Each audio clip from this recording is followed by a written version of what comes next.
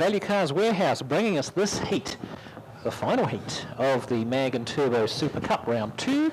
This is the final one that will determine the points.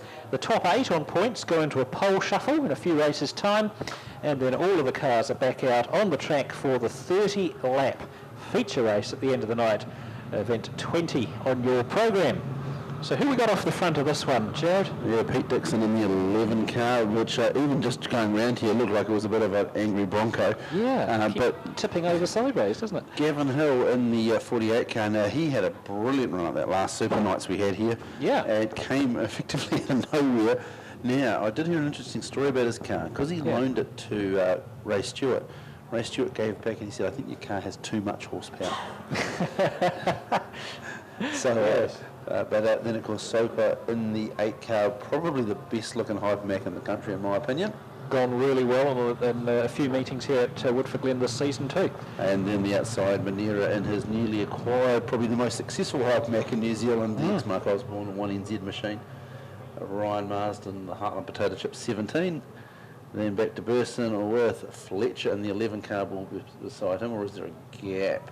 I think there must be a gap beside him.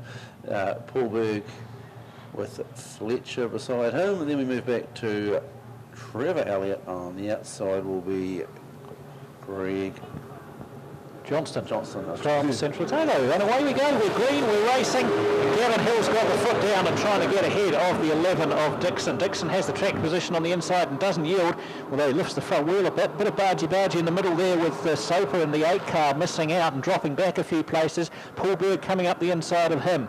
17 Marsden running high already on the track. Contact at the back of the field there. Johnson it was, and the 11 car of Fletcher. So out front, Hill, 48. He's got, well, not really much of a lead at all over the 11 car of Dixon, who's about a car length ahead of Ian Burson. Normal service resumes for the 3NZ car. 8 Terry Soper's in the mix as well. 17 Marsden's right on the back of Soper. Then Paul Berg having his best run for a while. 27 Elliott has come through from the back of the field. Dave Manera is tucked in behind him, and we've got Johnston and Fletcher at the back. So another lap ticked off now. That's 3 down for the 48 car of Gavin Hill. HPE doing the business out front. He's got about 2 car lengths on the 11 car of Dixon. Burson's right on the back of Dixon's car. I think he's finding it a little bit hard to know what to make of the lines that Dixon's taking. Quite different to the lines that Burson wants to run. Burson trying to keep the car low. Dixon running up high there, very sideways as he comes out of turn 2. Almost like he's got a 4-wheel steer or something on it. It's got the rear steer working. You can see the left rear tuck. Oh, well, there you go. I was right. Okay. See, I do know what I'm talking about sometimes.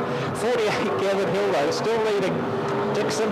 That weird-looking, crabbing rear steer as he comes out of turn 2. I don't actually think that's the best way to maximise turn 2 now we've improved the banking up there. But anyway, Peter Dixon will have his own thoughts on that. Ian Burson trying to get past him. He's running the inside line. It's a good battle here between these two for second place. Soper's holding on to 4th, but he's under a bit of pressure from the 17 of Marsden. Marsden trying to get the high line working. I think the track will come to him in a few laps' time, but for now he's just drifting off a little bit from Soper. Meanwhile, Gavin Hill's increasing his lead as the battle for second place takes those 2 drivers' attention away from chasing him down. They are absolutely going for it. Dixon on the outside, Burson on the inside. You get the feeling Burson's fractionally quicker, but he doesn't quite have the space in the track to do what he needs to do. 17 cars spun to the infield. Not sure what's gone on there.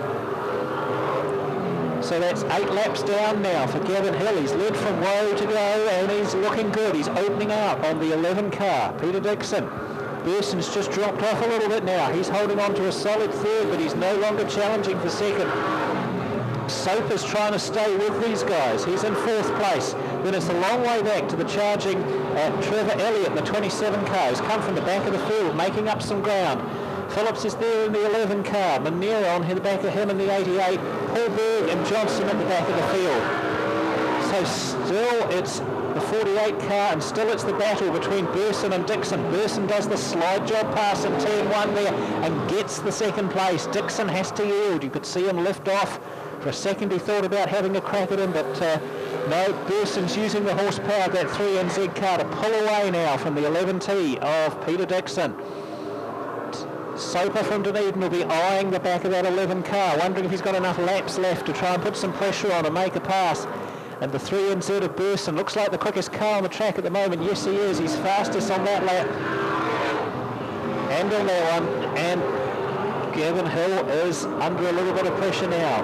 The first time in the race, the gap's closing instead of opening behind him. So down the rest of the field, Dixon has given up the battle for second place. It's Soper running a midline on the track, who's trying his best to catch onto the back of Dixon. Dixon's car looks most ungainly, quite weird, the ugly duckling of the Super Saloon field, but it's effective enough and holding him onto third place at the moment. So the white flag's about to come out. One more lap for Gavin Hill, HPE 48. He's going to close on the back of 76, Paul Berg. Berg's had some problems. I think his car looking very wobbly through 1 and 2. Burson's far enough back that I don't think he's going to trouble Gavin Hill, even with Hill having to get past the lap car.